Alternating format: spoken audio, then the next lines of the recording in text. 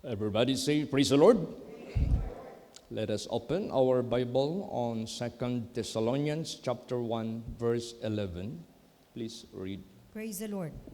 Wherefore also we pray always for you, that our God would count you worthy of this calling, and fulfill all the good pleasure of his goodness and the work of faith with power. Hallelujah. Amen. Praise the Lord. Ang Diyos humahanap kung sa company pa, He is hiring.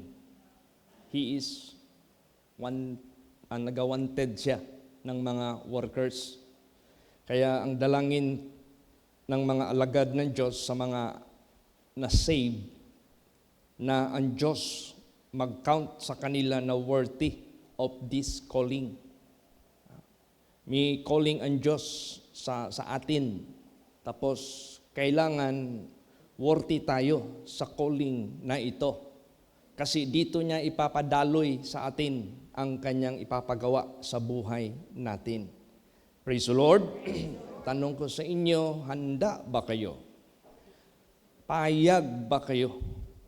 Willing ba kayo na dadaluyan ng gawain ng Diyos na lumalang sa langit at sa lupa at sa lahat, na idadaan niya sa atin ang gawain niya dito sa mundong ito for His eternal purpose. Alam lang natin kung gaano ito kalaking tawag sa buhay natin. This is considerable as the highest calling of God to mankind. Pero kailangan tayo maging worthy kasi banal ito. Sa Kanya ito. Hindi ito tahunon. Hindi ito makatao na umuudyok o gumagawa.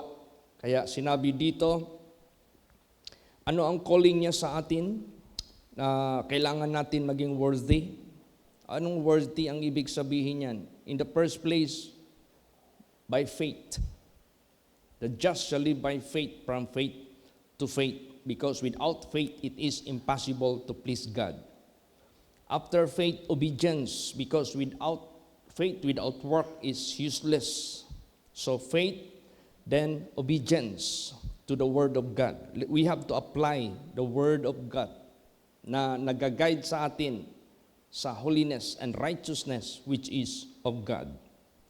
Yang dalawa na yan, tinawag tayo to fulfill all the good pleasure of His goodness. Para i-fulfill natin ang lahat ng mabuting pleasure of His goodness. Yung bang kinasiyahan ng Diyos na gagawin dito sa mundong ito, na ipapagawa niya sa atin yung mga bagay na yan. So, from God, tinawag tayo by faith and obedience para maging worthy tayo, then gagawin natin ang lahat ng kanyang good pleasure of His goodness and the work of faith with power. Kaya, ihanda natin ang ating sarili lagi. I-align natin ang buhay natin sa calling ng Diyos. Kasi hindi ito matatawag natin na useless, nonsense. Napakahalaga po nito. Tingnan mo yung mga prayers natin dito. Ilang taon nang tayo naglilingkod sa Diyos. Ilan na ang pinapagawa ng Diyos every year. Kaya minsan nung nakita ko yung whiteboard dyan, June 15, 2025, Davao Pledge Target 153,421.50 pesos. Every year tayo nagre-raise up ng ganong amount similarly. Pero huwag man tayo nga pordoy. Praise the Lord. Hindi man tayo na pordoy. Nakabahay tayo. Yung ating mga necessities, binibigay ni Jesus, yung araw-araw, yung panamit natin, yung health natin. Lalo pa tayong sumasagana sa mga pinapagawa ng Diyos sa buhay natin. Pinapa-spread pa ng Diyos yung ministry natin, pinaparami pa ng Diyos yung ministry natin, pinapalaki pa ng Diyos yung capability natin. Yan, dinaloy lang ng Diyos sa atin ang kanyang mga gawain as we walk worthy of this calling. Kaya patuloy natin itong ingatan, patuloy natin itong i-appreciate, patuloy natin itong i-develop, i-build up para ma-please natin ang ating Panginoong Diyos at magpakailan pa man, huwag na tayong mawala sa ganitong pamumuhay. Unang-una, niligtas tayo. Hindi naman pwede magamit ang Diyos sa mga unsaved. How can the unsaved will do His good pleasure to save more souls? Kaya una, tayo nakabenefit ng kaligtasan kasi ang good pleasure ng Diyos na gusto niyang gagawin dito na idadaloy niya sa atin to save. Kaya nga may inawi tayo, save to serve. Praise the Lord. Or save to save. Gisave tayo ng Diyos para mag-save tayo ng maraming mga kaluluwa. Basahin natin 2 Timothy 1 verse 9. Praise the Lord. Who hath saved us and called us with an holy calling, not according to our works, but according to His own purpose and grace, which was given us in Christ Jesus before the world began. Yes. Niligtas niya muna tayo. Who hath saved us and called us with a holy calling, not according to our works, but according to His own purpose and grace, which was given us in Christ Jesus before the world began. Hindi pa nagsimula ang mundo, meron nang nakatalaga na salvation sa atin, gawain na ipapagawa niya sa atin according to His good pleasure. Ganun ang Diyos natin, napakalayo ng kanyang pananaw. It's beyond sa mga pananaw sa sanglibutang ito. Kaya pasalamat tayo sa ating Panginoong Diyos. Remember, this is not according to our works. Lahat na ating nagawa from the day one na nasave tayo dito kay Jesus Christ, ginamit niya ang holy place from the day one until now. Anumang mga nagawa natin according to His purpose, lahat Kanya yan. Lahat sa Kanya yan. Hindi yan sa atin.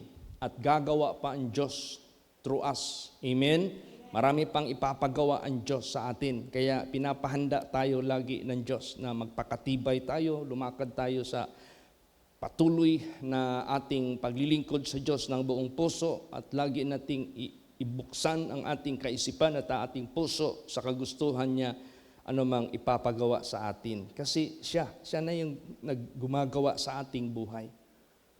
Kaya i-pray natin, merong naghihintay ng mga pamilya. Yung pamilya sa asawa ni Pastor John Mark, nandyan sila sa Nazareth, Usminya, Usamis.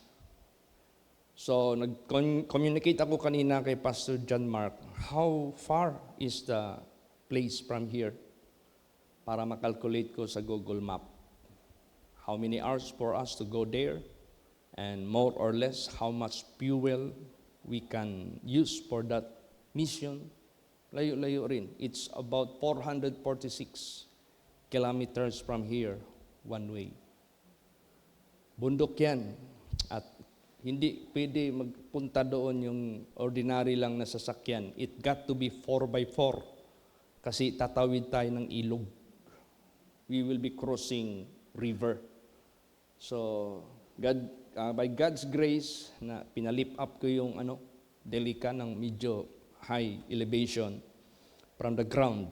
Kasi gagamitin natin yan sa Madsayap, mapapalaban yan. Maghakot ng mga gamit ng mga pastors sa Madsayap. At the same time, God be willing, baka March next year, doon na naman sa Nazareth, Osmeña. Walang simbahan doon. Isa lang daw ang simbahan doon, Catholic lang. Sa sobrang hirap siguro ng daan. Layo, bundok, mga nitibo na nandoon. Kaya i-pray natin yan kasi na-save yung parents ni Sister Dailin na napangasawa ni Pastor John Mark. Nagtatanong lagi, kailan kayo pupunta dito? Naghihintay lang kami. Saya na i-pray natin. Praise the Lord. Tapos may invitation din sa December 30. Yung kasal sa Magpet. Nung last Saturday lang. Yung mismo ang lula ng kinasal ko. Na-bless siya sa Word of God. At he invited us to bring the gospel in their household. At meron siyang ipaprayhan doon na apo niya, na 15 years old na hindi pa makalakad. So, dinadaloy lang ng Diyos sa ating katawan, sa ating buhay. I cannot forget how Jesus healed the mother of Sister Mabel. Remember that. She was suffering the aneurysm at the time. And the doctor asked for immediate operation as much as possible to put clip in her major vein sa leeg para hindi mag-burst. Pero nung pumunta kami doon, I was invited by Sister Mabel and Brother Chris at that time. May lumagutok lang doon, gumanon lang. Ganun lang ang Diyos. Pok, ganun lang. Pak, wala na. Wala nang operation hanggang ngayon. Nandiyan pa yan, malakas pa yung pangatawan ni mother ni Sister Mabel. Dinaloy lang ng Diyos sa atin. Yung pinapagawa, ang dami, name those things which we have done in the works of the Lord. They are so much. Grabe, ang dami niyan. Hindi basta-basta.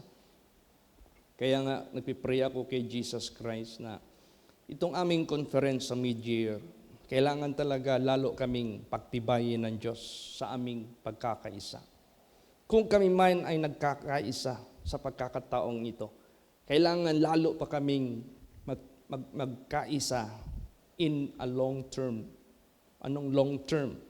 Di natin masasabi, mag-spread na mag-spread ang pinapagawa ng Diyos sa atin sa work of the ministry. Parami ng parami ang mga churches natin, ang mga kongregasyon natin. So, kailangan talaga mapagtibay ito na long term.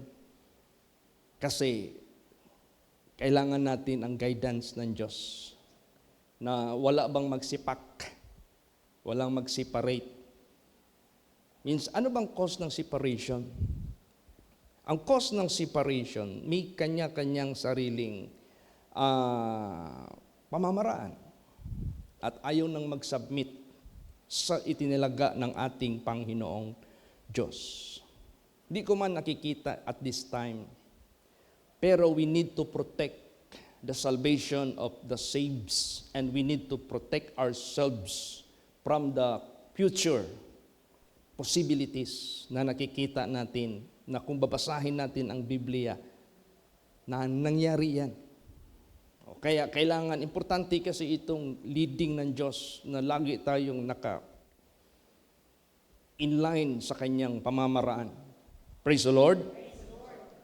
Inline, naka-inline tayo lahat kasi hindi tayo magpa-prosper without the perfect guidance of God. Kaya itong Word of God ngayon na bilangin niya tayo lahat na worthy.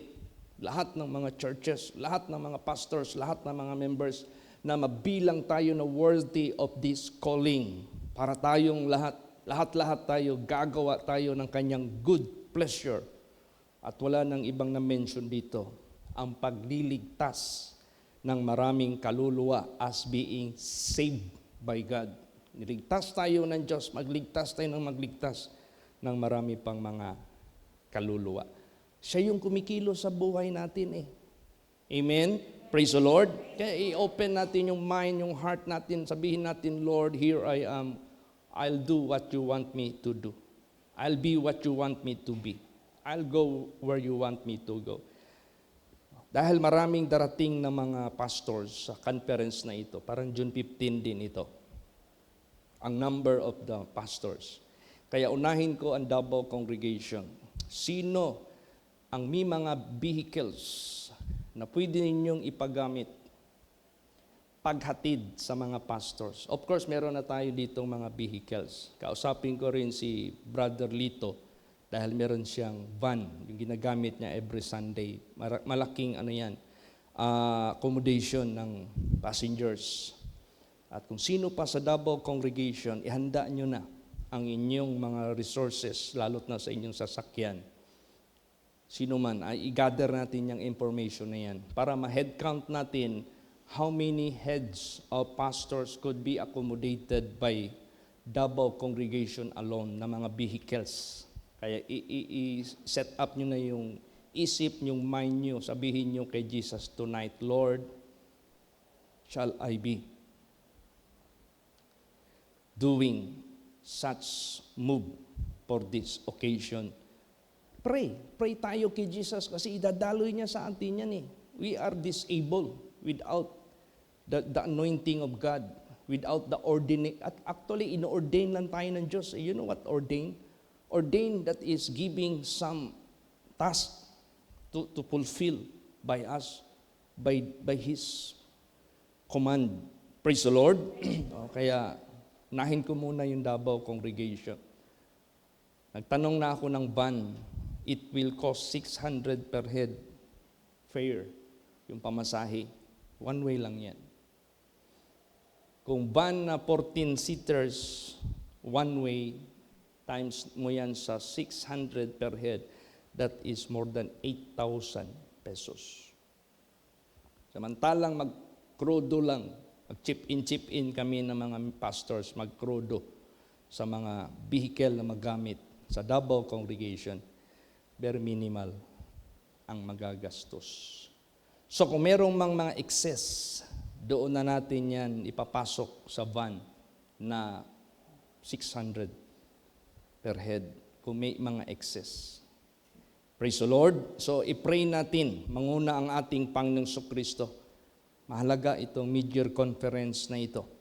Kasi I am praying to our Lord Jesus Christ to make us more stronger, to make us more organized by His will, by His way, by His righteousness, by His holiness.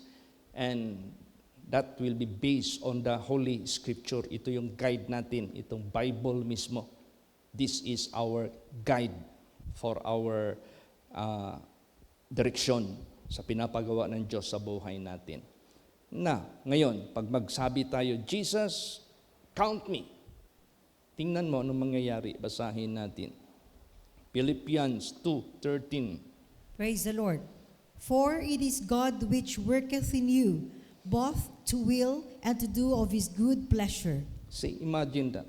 It is not Pastor Chito, neither Pastor Tam, neither sino pang pastors, elders dito sa atin. But it is God which worketh in you, both to will and to do His good pleasure. To will, that is planning, intention, purpose. Hindi mo pa nagawa, to will pa lang eh. So, bago tayo gagawa ng mga bagay na ipapagawa ng Diyos sa buhay natin, ipoprogram niya ng Diyos sa isip natin, to will. Ito ang gawin niyo. Then, mapiperform na yan in an appointed time to do His good pleasure. Ang Diyos yan eh. Hindi yan tayo. Now, if it is God, success. Ang ating maangkin. If it is God, it will prosper. If it is God, it will surely fruitful. Amen? Praise the Lord? Yes, fruitful po. Ngayon, nag-propose ako ng using of language or dialect in my preaching. I would like to use Bisaya in every divine service because I would like to make stronger impact to my own congregation which God entrusted to me, Davao congregation. Then the rest of my preaching will be Tagalog. Para yung mga nasanay nang nagpapatronage sa Word of God dito sa Davao ay makabenefit din sila. Pero i-reserve ko yung divine service Bisaya. Except lang kung may mga Tagalog na bisita na hindi talaga makaintindi. Pero I will use our mother tongue para mas mapatibay pa. Ayoko na ma-neglected ang aking congregation. Amen? Alam ko makaintindi kayo ng Tagalog, pero sabihin ko po sa inyo, there is difference. Kung Bisaya tayo dito, and we speak in our own language. Tingnan mo yung mga pastors natin sa Ilocano. They speak in Ilocano. They preach in Ilocano. Sambuanga, they speak Chabacano. Why? Kasi iba yung mother language na gamitin natin. Amen? Praise the Lord. Sa Canada, you have to speak English. Kailangan English ka doon. Kasi ang ating intention doon, it's not only for the Filipino people, but for the entire nationalities. Kaya, may God bless us and make us more effective for the work of the ministry. Amen? Kaya maghanda ang lahat, maghanda. Sa prayer natin, Jesus, what you want me to do, here I am. I'm very much willing. Count me worthy of your use. Count me worthy of your purpose here on earth. Ganun lang, gusto ng ating Panginoong Diyos. Tingnan mo, i-establish niya ang kanyang papagawa niya sa atin. Basahin natin ang 2 Chronicles chapter 30, verse 12. Praise the Lord. Also in Judah, the hand of God was to give them one heart to do the commandment of the king and of the princess by the word of the Lord. Yes. In Judah, the hand of God was to give them one heart to do the commandment of the king and of the princess. Whose king is that? Which God anointed. Whose king is that? Which God have chosen to fulfill His will. Tapos nagbigay ang Diyos ng commandment para gawin ang utos ng hari na pinapagawa ng Diyos sa hari. At doon din sa mga princess by the word of the Lord, spoken by His prophets. Amen? Praise the Lord. Kaya tayo, we are always guided. We are always led by God. No? Nililid tayo ng ating Panginoon Diyos sa lahat ng ating mga ginagawa. So to God be the glory, successful yung ating tulong na nagawa natin doon sa Sudipen Congregation. Ang bilis nangyari, ang bilis na nakabit. At salamat ako kay Jesus na color roof ang nagawa doon. Na-improve pa lalo. And Pastor Tom and company, maybe 8 pastors joined Pastor Tom. Nasa Ibid congregation sila. They are doing the repair of the breaches, yung mga sira doon sa Ibid congregation. And the budget that they are using is coming from all of us. Kaya tayo mga anak ng Diyos, hindi na mahinto yung ating pagtutulong. Hindi rin mahinto ang pagbibigay ng Diyos sa atin para tumulong. Praise the Lord. We will not stop from doing such thing because it is God who ordained us to do so, para gawin po natin. Alam mo, sabihin ko po sa inyo, napaka-importante itong peace para mag-prosper tayo. Magkakaroon lang tayo ng peace if we submit to one God. Magkakaroon lang tayo ng peace if we submit absolutely to His direction. Pag meron tayong peace, sabihin ko po sa inyo, gagamitin tayo ng Diyos in many ways. If we are going to count them one by one, pag sum up natin, we will be amazed. This is how God working in us. Amen? Praise the Lord. At i-pray din natin kung meron mang ibid na repair, meron ding kanangga. Kanangga, kailangan ng repair. Medyo dilapidated na yung ganun, nagharag na. Mabuti na lang ang sugod, napatibay yung church natin doon. At dumaan man yung uwan, nag-video si Pastor Ameli. Ang kapitbahay nila natumbahan ng mga nyog. Pero sila napalibutan ng nyog, to God be the glory, walang natumbang nyog para tatama sana sa kanilang quarter doon at saka sa simbahan. So, at least, nubaan man yung mga bagyo, hindi gaano na ano. Then next, gusto ko yung Gensan. Ang Gensan congregation, dilapidated na rin yung church nila. Kailangan din yan sila tulungan. Amen? Praise the Lord. And we have more things to do by His, as He ordained us to do. Basahin natin. Isaiah 26 verse 12. Praise the Lord. Lord, thou wilt ordain peace for us, for thou also hast wrought all our works in us. Yes. Pag mayroong peace among us, ano ba yung peace?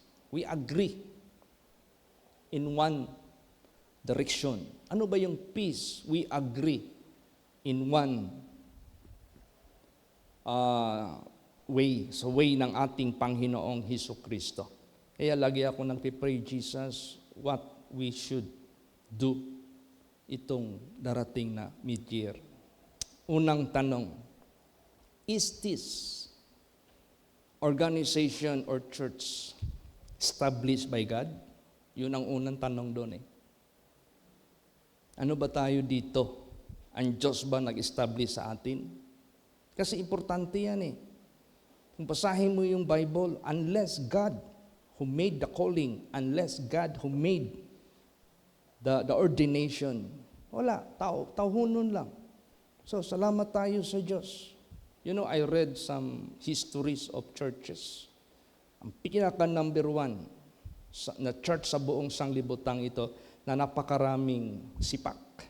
Nag-divide sila and they are fighting one another and they are judging one another. Anong na-notice nyo na simbahan sa ating Pilipinas na napakarami nila pero hindi sila united and they judge one another. Baptist. Kaya, ang daming Baptist, hindi nagkakaunawaan. Puro tapos nung ko yung history, yung palang nagsimula sa church na Baptist, sumipak din from the main church dahil meron siyang sariling interpretasyon. So, nag-lead siya ng people na nagsipak siya doon sa inappoint ng Diyos. Ngayon, ang tanong, ang holy place ba? Sino ba ang nag-establish nito? Was Pastor Samuel Gabre? No. God made the calling to his life to serve God in his own way. At ito na ngayon, tuloy-tuloy na.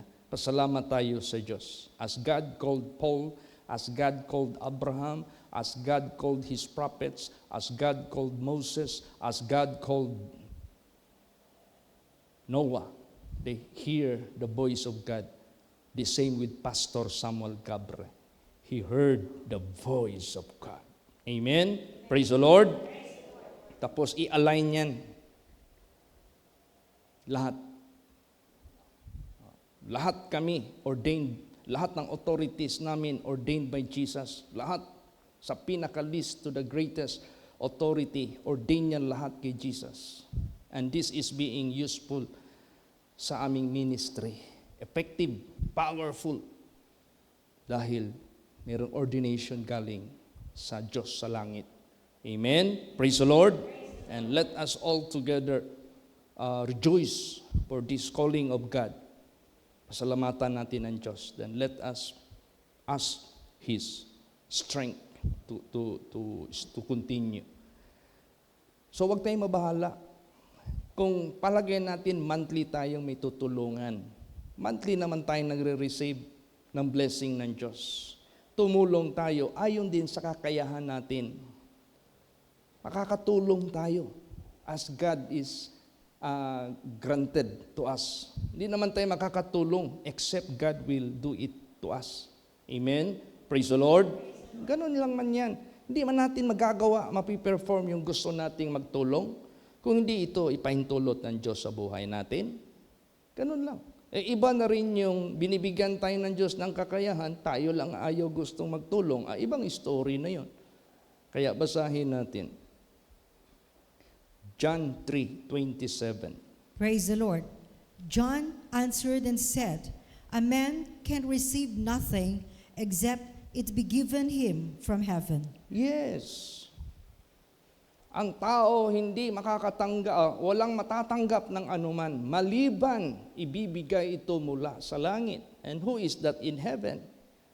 God who called Noah, God who called Abraham, God who called his prophets, his apostles, God who called Pastor Samuel Algabre, the God who called us also. Amen? Praise the Lord. Yun yung kung hindi yan ibibigay ng Diyos sa atin, we can never share even a single cent.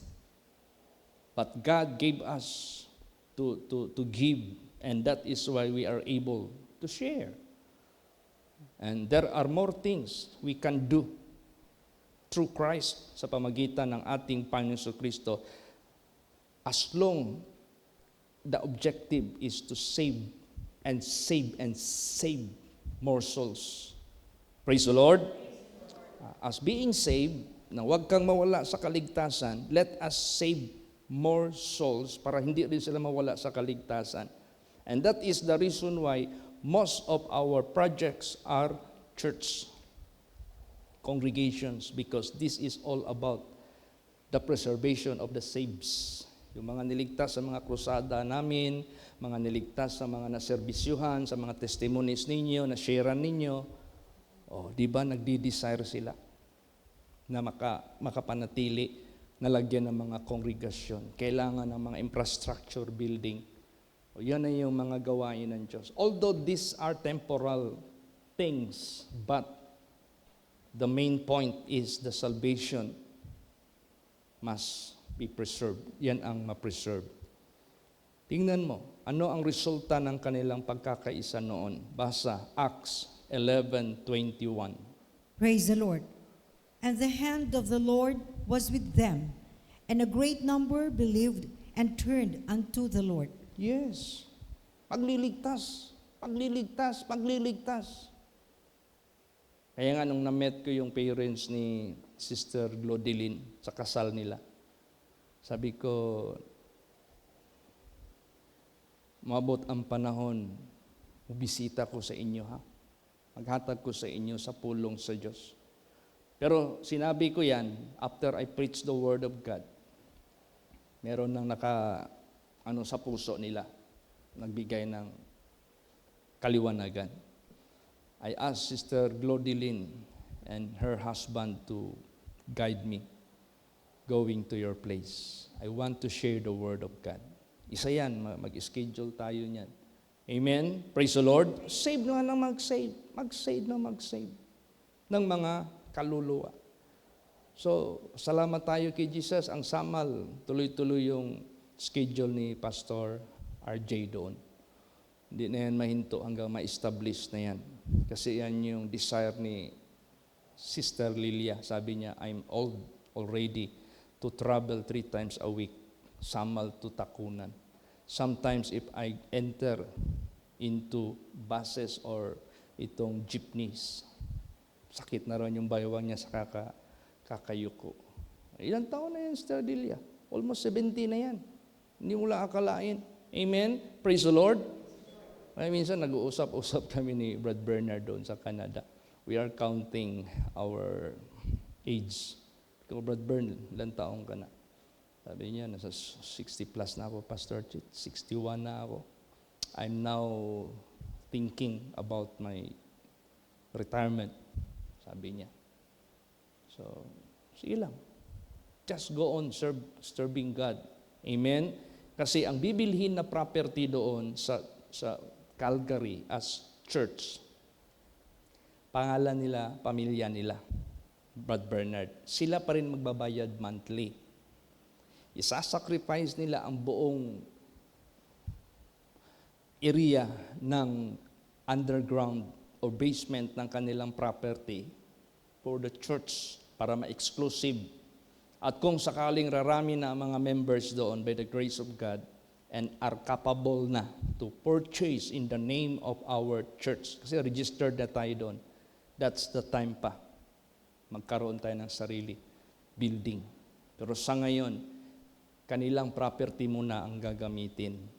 And by out of their love, kahit sila ang magbayad sa monthly, i-sacrifice nila, i-offer nila yung merong sariling pintuan yan leading to the basement. Hindi nadadaan doon sa main floor para may privacy ang simbahan, may privacy rin ang pamilya nila.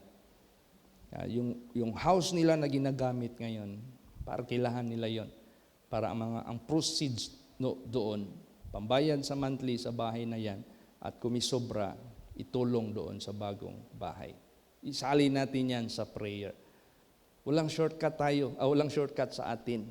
We really go gradual. Amen? Praise the Lord. Kaya nga we need to be patient sa lahat ng ating paglilingkod sa Diyos. Pero sure, walang shortcut, pero sure, 100%. Hindi tayo pabayaan ng Diyos. Yan naman ang direksyon natin. So, wag tayong mag-isip sa ano pa mang bagay that we are sufficient of ourselves. Basahin natin. 2 Corinthians 3:5. Praise the Lord.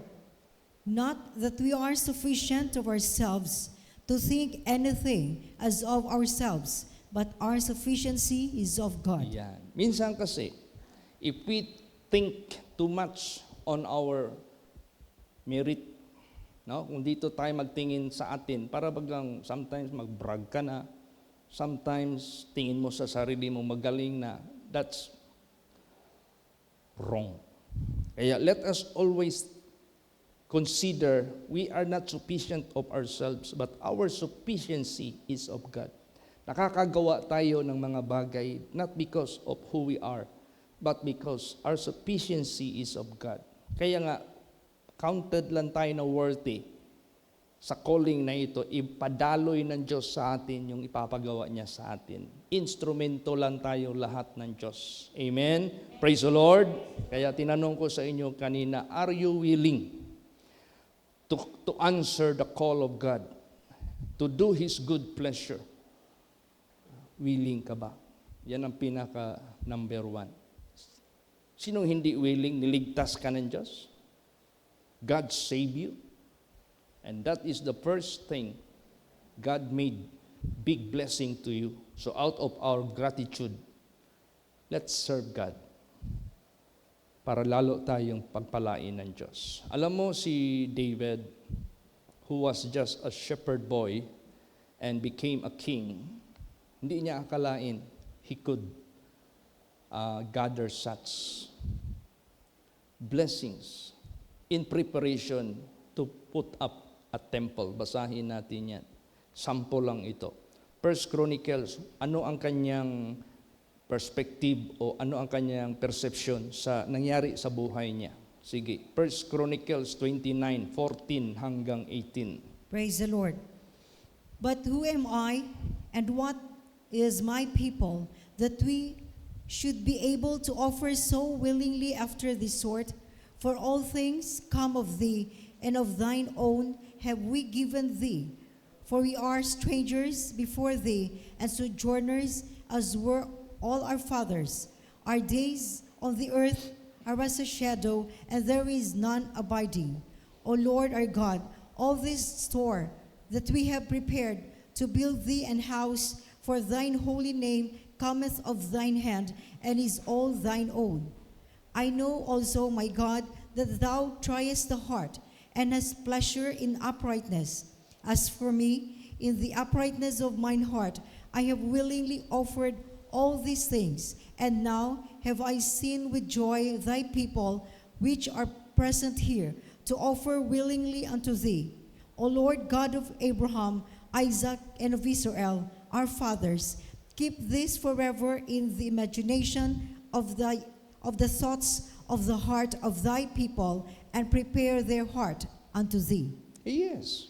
Sabi ni David, who am I and your people that we are able to gather such sort of big deposit of gold for the preparation to build a temple of God. Hindi nila akalain yun because pinadaloy lang ng Diyos sa kanila.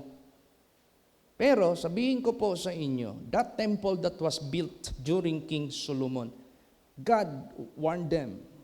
And God warned direct to King Solomon. King Solomon, serve God with all your heart as your father served me.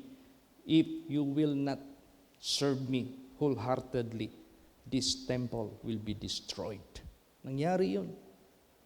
Hindi nag-ingat si King Solomon. So, itong mga gawa din natin na generosity sa pagtayo, sa pagtulong, useless yan pag hindi tayo magpatuloy sa obedience. Because this is investment in heaven. Pero we have to carry on until we die bago natin ma-withdraw yung ating deposits up in heaven. Praise the Lord. Oh, kaya, ano man yung na-built mo out of God's blessings, God gave us the warning, be thou faithful unto death, be thou faithful until I come, so that which thou hast built for my name sake, you will withdraw it someday. That will be established forever and ever in the kingdom of God. Hindi katulad sa nangyari kay King Solomon after he disobeyed God. Kaya tingnan mo yung book of Ecclesiastes. Nasulat yan ni King Solomon out of desperation. Out of all his riches, what he conclude? Vanity of all vanities. Kaya, wala. Kaya sa buhay natin, habang save tayo, ingatan natin yan. At the same time, magpagamit tayo sa Diyos to save more souls. At papakinabangan natin yung investment na yan sa langit. Let us do it heartily. Amen? Alam mo nung nakita ko sa panahon ni Digong, na-notice ko lang ba, yung mga budget na naka-allocate sa mga projects, talagang binuhos niya talaga. Binuhos niya talaga. Tapos collect na lang siya ng collect ng tax. And he was able to pay the debt, yung mga utang, pati interest out of the income. So ganun sa buhay natin, anumang ipapagawa ng Diyos sa buhay natin, let us release. Amen? Praise the Lord. Kasi marami pa tayong magagawa. And after all, ay ano ngayon nangyayari? Tingnan mo yung nangyari sa Yolanda. Ang dami kayang foreign aid nangyari. Anong ginawa ng panahon na yon? Inimpak lang doon sa budika, ang mga pagkain. Maybe they did it, baka gawin nila yung ayuda panahon sa eleksyon. Di nabulok, imbis for Yolanda victims, pakinabangan nila, pakain lahat, hindi nila gihold nila. It is out of their selfishness. Kaya sa buhay natin, ano man yung leading ng Diyos na ipapagawa sa atin, just do it. Amen? Praise the Lord. Gawin lang natin. O di tingnan mo, lalo silang pinagpala ng Diyos. Alam mo kung may ipapagawa ang Diyos sa atin, bibigyan niya tayo ng kakayahan. That is privilege. That is opportunity for us, people of God. Kasi dinaloy niya lang sa atin. Let us always avoid thinking that we are sufficient of ourselves. No, that's not ours. That is of God. Stewards lang tayo sa mga bagay na ito. Praise the Lord. Tingnan mo si King Cyrus. Inutusan ito ng Diyos to rebuild the temple, the second temple. Basahin natin. Ezra 1 verse 1. Praise the Lord. Now in the first year of Cyrus, king of Persia, that the word of the Lord by the mouth of Jeremiah might be fulfilled, the Lord stirred up the spirit of Cyrus, king of Persia, that he made a proclamation throughout all his kingdom and put it also in writing. Yes, kasi nangako ang Diyos after 70 years of captivity in Babylon, God will bring them back to Jerusalem, and Jerusalem will be rebuilt. So, si King Cyrus at saka kay Darius, sa panahon nila, sila yung ginamit ng Diyos para ma-release yung mga tao, makabalik doon, kung ano man yung passage na dadaanan nila, sila yung yung diplomatic arrangement na magdaan itong Israelites papuntang Jerusalem. Sila lang ginamit ng Diyos, pag-facilitate, financial, sila ang ginamit ng Diyos hanggang na-rebuild yung second temple na yan. Basahin natin Ezra 7:27. Praise the Lord. Blessed be the Lord God of our fathers, which hath put such a thing as this in the king's heart, to beautify the house of the Lord which is in Jerusalem. Yes. So the second temple was built and was beautified by the king na tinawag ng ating Panginoong Diyos. So, itong lahat na nangyayari, nagagawa natin, this is wrought by God. Siya yung nagpagawa sa atin nito. Basahin natin pa. John 6:45. Praise the Lord. It is written in the prophets, and they shall be all taught of God. Every man therefore that hath heard and hath learned of the Father cometh unto me. Yes. See, ang Diyos ang nagdadirect sa atin, nagtuturo sa atin, at tayo'y lumalapit sa Diyos at nagsasabi, "Here I am, Lord. I will serve you." Marami pa tayong gagawin. Basa pa, if we do His good pleasure, He will give us out of His pleasure the kingdom of God. Basa, Luke 12:32. Praise the Lord. Fear not, little flock, for it is your Father's good pleasure to give you the kingdom. Yes, out of our pleasure, we are willing to fulfill God's pleasure sa pagliligtas sa mga kaluluwa. And out of His pleasure, He will give us the kingdom of God. Kumbaga pa, what we have sown, that we shall reap. Kung ano yung tinatanim natin o natanim natin, yun yung aanihin natin. So, we belong to God. And God is our rewarder. Amen? Praise the Lord. And you know what the kingdom of God is about. Hindi yan basta-basta. Napakadakila niyan. Last verse, Romans 9:16. Praise the Lord. So then it is not of him that willeth, nor of him that runneth, but of God that showeth mercy. Praise the Lord. Yes. See? It is God who is showing mercy sa mga kaluluwa ng mga tao. This is not our own volition or power or initiative. This is out of His mercy, God's mercy. Kaya nga, so then it is not of him that willeth, nor of him that runneth, but of God that showeth mercy. Tapos idinaloy niya sa atin upang gawin natin ang kanyang good pleasure. Kaya palawigin pa ng Diyos ang ating buhay at ang ating mga gawain para sa kanyang kaluwalhatian. So i-pray natin ang lalo pang matibay na unity, obedience natin sa salita ng ating Panginoong Hesukristo. Then as God will count us worthy of this calling, that we might fulfill all the good pleasure of Him out of His goodness and the work of faith with power. Work of faith ito lahat. Amen? Praise the Lord. Kasi we believe and we trust God. I-channel niya lang sa atin. Galing lahat ang mga resources sa ating Panginoong Diyos. That is why magtaka ka. You ask and it shall be given. You knock and it shall be opened. You seek and you can find it. That is the promise of God. Pangako yan ng Diyos sa buhay natin. So, ngayon, dahil niligtas tayo ng ating Panginoong Diyos, and He is answering us. So let us therefore offer these bodies as a living sacrifice for His purpose and for His glory and for His honor. Tonight, let's pray. Pray natin, Jesus, make me resourceful.